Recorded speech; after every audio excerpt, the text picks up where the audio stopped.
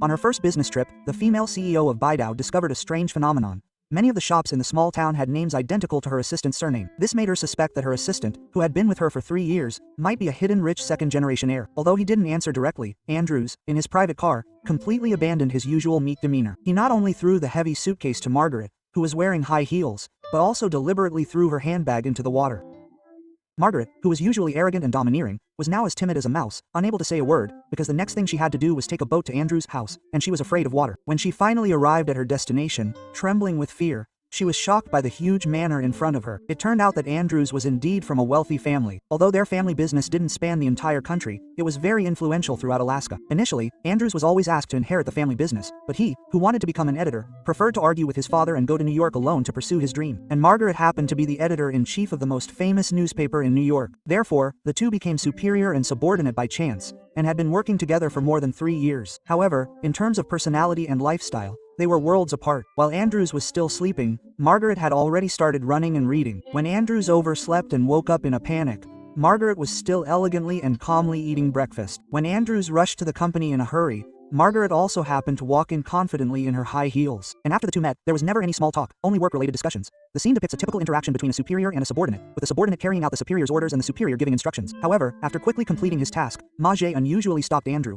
who was about to leave, and asked him who Julian was. It turned out that on his way to the company, Andrew, like a gentleman, had bought a cup of coffee for Margaret beforehand. However, upon arriving at the company, he bumped into a colleague, causing the coffee to spill all over himself. To avoid being scolded by Mage, he first exchanged an expensive baseball ticket with another colleague for a clean shirt, and then handed the coffee, which was originally meant for himself, to Margaret. The coffee shop employee was Julian, who had always admired Andrew, but only today dared to write down what he wanted to say and his phone number on the coffee cup, unintentionally causing a misunderstanding. Helplessly, Andrew had to tell the truth, explaining that the reason his coffee order was the same as hers was to avoid this kind of situation. Mage was very satisfied after hearing this. After all, who wouldn't like a smart, resourceful, and thoughtful employee? Conversely, Mage never showed mercy to subordinates who were lazy, incompetent, and engaged in extramarital affairs instead of working. Therefore, those who were lazy, incompetent, and more interested in extramarital affairs than work were ruthlessly fired. Unable to accept this, the fired employee immediately retorted, calling Margaret a wise but unloved and unwanted old witch, saying that even if she died, no one would care. Upon hearing these curses, Margaret not only didn't get angry but calmly replied, "Say one more word, and I'll have the security guard drag you back, and then have Andrew film it with his phone and upload it to the internet." The other party was completely enraged, and he immediately turned around and left, not wanting to waste any more words. He then instructed Andrew to work overtime on the weekend to organize the reports and documents in his hands. Although Andrew had already arranged to go back to his hometown to accompany his grandmother for her 80th birthday celebration, he didn't dare to disobey his superior and could only call home to apologize. Just then, Margaret walked in, and Andrew hurriedly hung up the phone. However, the phone rang again the next second. It turned that the big boss wanted to meet with Margaret. At first, Margaret thought the big boss wanted to give him a raise. After all, he had secured a very difficult client, but he was told that he was about to be deported from the United States. It turned out that Margaret was Canadian and was currently applying for a visa. He absolutely could not leave the country during the application period, but in order to secure the big client, he ignored the warnings and went to Frankfurt. Therefore, his visa application was rejected, and even if he wanted to reapply, he would have to leave the United States for at least a year. Even worse, once deported, he could no longer work at the newspaper. This sudden bolt from the blue completely flustered the usually composed Margaret. However, while he was arguing with the big boss, Andrew suddenly knocked on the door and came in to report on his work. Looking at the incessantly chattering man in front of him, a bold idea suddenly surfaced in Margaret's mind. He then motioned for Andrew to come in, and then, very unnaturally but pretending to be casual, he put his arm around him and said, "We're getting married." Although he didn't know what was happening, Andrew still nodded vigorously and cooperated with the performance. The big boss saw through the truth at a glance. Andrew was an American citizen, and as long as Margaret married him, he could immediately get a green card. However, the big boss didn't expose them, but instead said with an expression of anticipation, "Then you must get married and register your marriage as soon as possible." Then he immediately posted this shocking news in the group chat. Therefore, when Andrew and Margaret came out together, the employees collectively cast various glances at him, including sympathy, shock, and admiration. After all, Margaret was notoriously known as the company's witch, and marrying her undoubtedly required great courage. Of course, the most bewildered person was Andrew. After realizing what was happening, he clearly stated that he would not marry Margaret. But Margaret said, "If you don't marry me, I will be kicked out of the company, and then Bob will take my position. At that time, he will definitely fire you first. All your years of hard work, buying me coffee and staying up countless nights with me, will all be in vain. Your dream of becoming an editor will become even more unattainable. So, even for your own sake, you should cooperate with me. Anyway, as soon as I get my green card, we can get a divorce." Quote, thus persuaded, Andrew followed Margaret to the immigration office to apply for a marriage-based visa. However, as soon as the two sat down, they were seriously asked if they were pretending to be a couple to help Margaret avoid deportation. Andrew immediately panicked, but Margaret calmly said, "Bob must have called you to complain. I fired him this morning, so he holds a grudge. I know you're very busy. You just need to tell us what to do next, and we'll leave immediately, without wasting your time." Quote, the staff member didn't want to do extra work, so they directly explained the application process. First, we will separate you and interview you individually, asking questions that only a real married couple would know. Secondly, we will investigate your call records and interview your neighbors and colleagues. If the results differ from your answers, then Ms. Nielsen will be deported, and the gentleman will fare even worse. Not only will he be fined $250,000, but he will also be imprisoned for 5 years. Faced with this threat, fearing that Andrew would reveal the truth, although he hesitated for a second, Andrew ultimately bit the bullet and replied, "Margaret and I are just two unfortunate people who shouldn't have fallen in love with each other. The reason I told my colleagues in front of the media is because I was about to become an editor, and I was afraid of being accused of using connections." Quote, Margaret never expected to be tricked like this, but she couldn't refute it in front of the staff, so she could only silently accept the consequences. The staff member scratched his head and continued to ask the next question, "Have you informed your parents about this relationship?" Margaret immediately said, "My parents passed away a long time ago, and all my siblings are also dead." To show their close relationship with Andrew, she even blurted out, "We're even planning to go back to our hometown this weekend to celebrate my grandmother's 90th birthday." But when asked where Andrew's hometown was, she stammered and couldn't answer. Fortunately, her mind reacted quickly enough, and she cleverly threw the question to Andrew. As a result, she learned that his hometown was far away in Sitka, Alaska. Although she hated flying, she couldn't take back what she had said, so as soon as they left the immigration office, she acted like a queen and ordered Andrew to buy plane tickets and prepare for the trip. Unexpectedly, Andrew, like a newly liberated serf, singing, not only demanded that he immediately fulfill his promise of marriage, but also forced him to kneel down in public and propose to her. Margaret, who had never been threatened before, initially refused to agree, but knowing that you can't catch a fish without bait, and that a little impatience can ruin a great plan, he knelt down on both knees in the bustling, crowded street and, with a smile, proposed to Andrew. Although Andrew cooperated and agreed, he didn't really help him up, and Lou struggled to get up from the ground by himself. Soon it was time to fly to Alaska. The two didn't talk much on the plane, but instead began to exchange information about each other's lives, focusing on the immigration issues. Unfortunately, Margaret only had 4 days to learn about Andrew's habits, but fortunately, as his assistant, Andrew knew almost everything about Margaret, except why she had tattoos and what they depicted. Margaret should have answered this private question to avoid being questioned by immigration officials, but she deliberately avoided answering. Seeing this, Andrew didn't press further. Soon the plane flew over the vast American plains and mountains and landed safely in Alaska. As soon as they got off the plane, Andrew saw his mother and grandmother holding a banner to greet him. Although his grandmother was elderly, she was energetic and radiant. Upon learning that Andrew had finally brought his girlfriend home, she was so excited that she couldn't stop smiling for several days, until she saw Margaret, when she slightly restrained her smile. Because in her expectation, her grandson's girlfriend should be a lovely girl, not a fierce-looking older sister. However, his mother was very gentle and treated Margaret very kindly.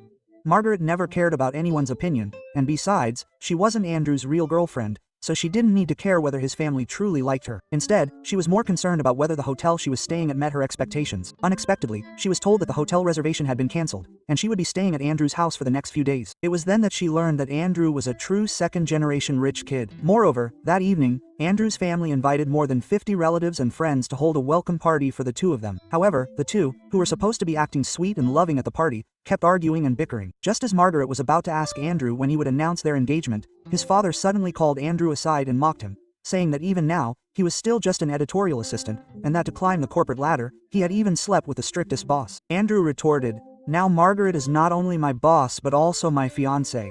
I came back this time to tell you that we are getting married soon." After saying this, he went to the middle of the crowd and loudly announced the news. At the same time, Margaret, who had just been offered some fruit, was so shocked that she spat it out. Then, following a call from not far away, she somewhat awkwardly came to Andrew's side. Thus, their fake marriage plan successfully took a big step forward. However, the next second, his mother, who loved gossip, asked them to tell her the whole process of Andrew's proposal. Because of his terrible lying skills, Andrew voluntarily handed the stage over to Margaret, and Margaret, worthy of being one of the most capable editors in New York, not only improvised a complete story.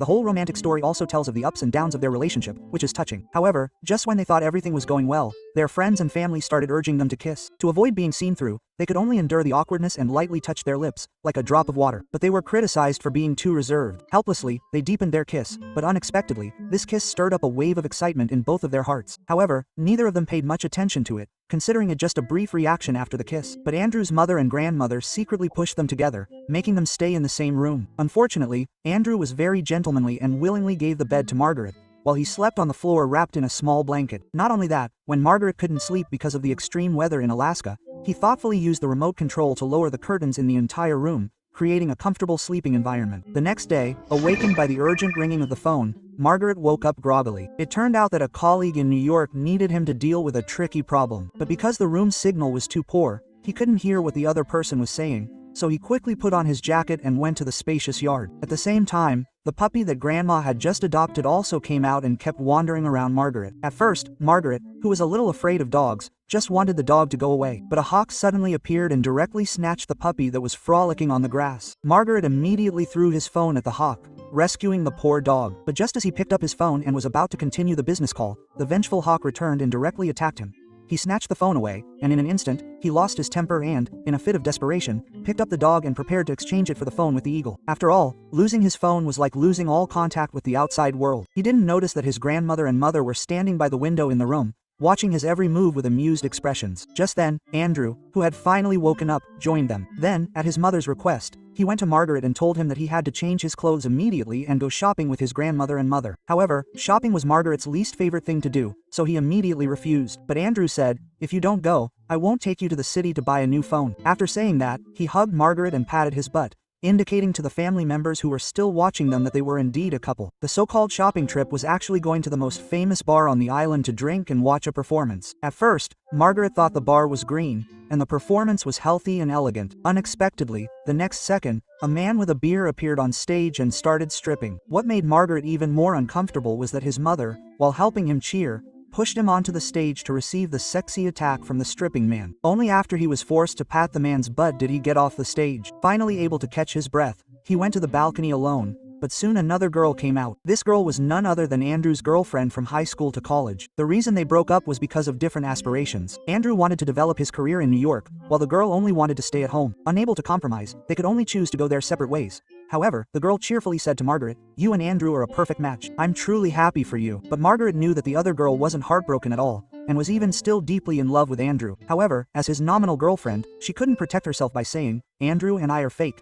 There's no real feeling between us. We'll get a divorce after I get my green card, and then you can go back to the front yard." She had no right to be jealous or argue, so she could only smile and reply, "Thank you." Soon after the bar event ended, Margaret, feeling exhausted, went straight to the bathroom as soon as she got home, wanting to wash off the champagne smell. However, she forgot to bring a towel, so she had to open the bathroom door naked while no one was around. But she was blocked at the door by the dog that had followed her. After she managed to lure the dog into the bathroom, she quickly turned around and accidentally bumped into Andrew, who was also completely naked. Both of them screamed in shock, then quickly separated. It turned out that before Margaret returned, Andrew had a huge argument with his father about his job problems. Extremely frustrated, he was listening to his Walkman while frantically chopping wood in the yard to vent his emotions, resulting in him sweating profusely and needing to clean up. Although Margaret had made some noise in the bathroom when she entered the room, Andrew's ears were completely occupied by the music, and he couldn't hear any external sounds. Thus, the two accidentally bumped into each other. Perhaps the sight of their bodies touching was too suggestive. Andrew kept replaying the scene in his mind before going to sleep, while Margaret seemed a little embarrassed, so she immediately changed the subject and asked Andrew about his argument with his father.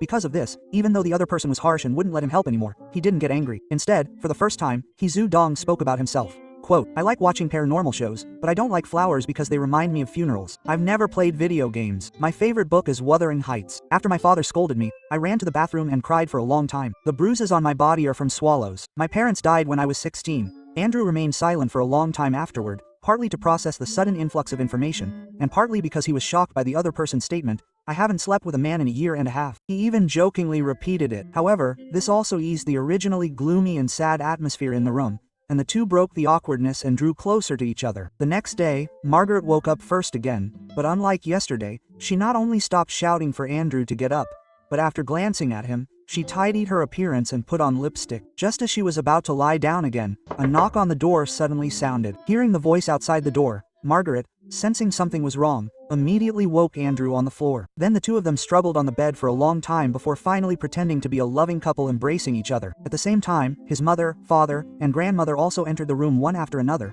and then impatiently and excitedly announced, "We've decided to let you get married tomorrow." It turned out that after arguing with Andrew, his father was severely scolded by his mother. To make up for his mistake and to win back his son's heart, they came up with the idea of holding a wedding. Little did they know that their good intentions backfired, because facing the sudden marriage caught both Margaret and Andrew completely unprepared. Margaret, in particular, felt an overwhelming sense of guilt, even though she kept telling herself that it was just a transaction and everything would return to normal afterward, and that Andrew's family wouldn't discover the truth. Her inner turmoil didn't subside at all. It wasn't until she rode her bicycle to the forest where she was supposed to meet 5 people for a cigarette break that she unexpectedly found her grandmother meditating. At her grandmother's insistence, she joined in and let go of her worries, temporarily sweeping away the gloom in her heart with a wild dance. Just then, Andrew arrived and witnessed this unusual side of Margaret. After saying goodbye to her grandmother amidst playful banter, the two headed to the city. Because their pre-ordered new phones were stolen, they went to a phone shop to deal with the situation. However, just as they finished and were about to return home, Margaret was dragged by her mother and grandmother to a tailor shop to have her wedding dress altered. Initially, Margaret just felt uncomfortable, as no one had ever tailored clothes for her before. But when her grandmother solemnly placed a 150-year-old emerald necklace around her neck and expressed her satisfaction with her as a granddaughter-in-law, the guilt returned, even more intensely than before. To suppress the urge to confess the truth, after parting ways with her grandmother, she rushed to the dock alone and met up with Andrew, who was waiting on the boat. Before Andrew was ready, she, who didn't know how to sail, started the engine and sped towards the deep sea to vent her frustration. However, when they reached the middle of the sea, she frantically let go of the steering wheel. Drew reacted quickly, taking over the driving duties in an emergency, thus preventing a catastrophic accident. However, misfortune still struck. Just as Margaret was shouting, worried about what would happen if her grandmother found out the truth and had a heart attack, Andrew made a sharp turn, throwing her, who wasn't wearing a seatbelt, into the sea. Fortunately, Andrew quickly noticed the anomaly and immediately pulled her out of the water. Just when they thought they were safe, the two, having just experienced a thrilling accident, were coldly led into a warehouse by their father. It turned out that the authorities had secretly investigated their relationship and discovered that their intentions were not pure. They had flown over specifically to persuade them to stop the deception, otherwise they would have to bear the consequences. But Andrew was determined to get married. Although Margaret initially agreed to proceed with the original plan, she publicly exposed the truth at the wedding the next day. Then, under everyone's watchful eyes, she left the scene with a member of the authorities. By the time Andrew calmed down and prepared to tell her his true feelings, she had already boarded a ship and left the island, leaving only a short note. It read, "I've always known you're excellent and have a good eye for choosing books. The reason I didn't want to admit it was because I was afraid of losing you, my capable assistant. But now you can showcase your talents and realize your dream of being an editor." Looking at the cold words, Andrew almost exploded with anger, not because of the 3 years of betrayal, but because he was angry that Margaret had left without saying goodbye. It turned out that during their short 3 days together, Andrew had unknowingly fallen in love with Margaret, the woman who had once driven him crazy. However, when he composed himself and prepared to tell her, when the other party chased after them, they were blocked again by the father. Even worse, in the heat of the moment, the grandmother suddenly suffered a heart attack. Seeing this, Andrew immediately put her on a private plane, preparing to fly to a private hospital. Everyone in the cabin looked solemn. The grandmother, using her last breath, urged Andrew and his father to stop arguing, to understand and support each other, to make the family business even bigger while also allowing their personal dreams to flourish. After saying this, she peacefully closed her eyes. Just when Andrew thought his grandmother had truly passed away, she suddenly opened her eyes again. It turned out that she had initially pretended to be ill to resolve the conflict between father and son, and also used the convenience of the helicopter to get Andrew to the airport to catch up with Margaret, who was about to leave. However, they were a step too late. Back in New York, Margaret immediately went to the company to pack her things, because she had to leave the United States in a few hours. But at that moment, Andrew breathlessly rushed into the office and, in front of all his colleagues, confessed his feelings to Margaret. Quote, "3 days ago, I wanted to kill you, but now I've done everything I can to chase after you.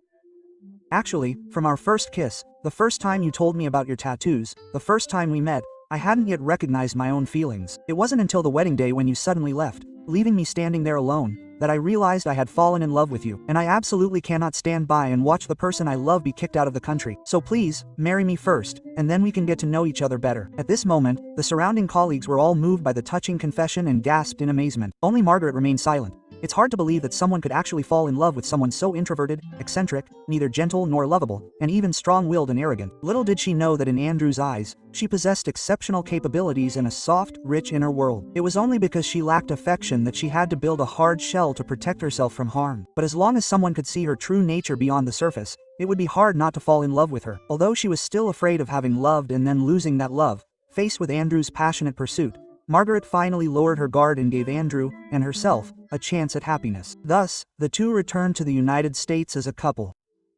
They were greeted by the same staff member as before, but this time they weren't acting. They genuinely wanted to get married. The film, directed by Anne Fletcher and starring Sandra Bullock and Ryan Reynolds, is a romantic comedy released in 2009. To avoid being deported back to Canada, Margaret, a high-ranking publishing executive, forces her young assistant, Andrew, into a fake marriage to appease the immigration authorities. Although Andrew is very reluctant, he has to agree to cooperate to keep his job. Surprisingly, the two, who had always disliked each other during their 3 years of working together, dropped their defenses and came to understand each other during 3 days spent in Andrew's hometown in Alaska, developing genuine feelings for each other. Feeling guilty, Margaret confessed the truth on the wedding day and left. Andrew, encouraged by his family, rushed to New York to confess his feelings to Margaret, and the two truly fell in love, becoming a happy couple. Perhaps some people will wonder, can 3 days really? Will you fall in love with someone? Actually, love is inherently irrational and unpredictable. Otherwise, there wouldn't be seemingly contradictory phenomena like love at first sight and love that develops over time. Some loves are more like fleeting infatuations, while others are true love that endures. Although Andrew initially disliked Margaret, finding her arrogant and domineering, he admired her abilities. Otherwise, he wouldn't have tolerated working under her for 3 years. During the 3 days they spent together in their hometown, he saw her endearing side, her past wounds, and her inner vulnerability, which led him to fall in love with her. In other words, Andrew and Margaret's relationship seemingly developed in 3 days, but it was actually a culmination of 3 years and 3 days. For the first 3 years, they worked together, recognizing each other's work abilities, understanding each other's flaws, and accepting and tolerating them. In the following 3 days, they felt each other's warmth, achieving spiritual resonance and emotional connection. It can be said that Andrew and Margaret's love will surely reach a fulfilling conclusion because, in front of each other, they unreservedly revealed every corner of their souls. There was no pretense, no false facade, and no lies that could destroy their relationship. They embraced each other with their hearts, looking at each other with truth, like two clear streams flowing and surging forward. This openness allows love to take root and blossom. Even if there are storms ahead, they will surely weather them together. Okay, that's all for today's movie sharing. Please like, comment, and share. I'm Shayu, and I look forward to seeing you next time.